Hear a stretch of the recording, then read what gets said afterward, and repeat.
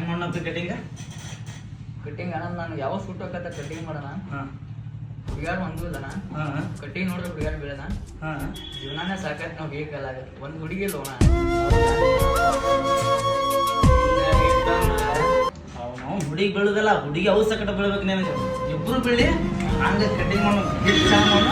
ಒಂದು 10 ನಿಮಿಷ ಟೈಮ್ ತಗೊಂಡ ಜಾಸ್ತಿ ನಂಗೆ ಹೊಳೆ ಬಂದ್ಬಿಡು. Kem kesi jem nem kaye gema nem kaye gema nem ka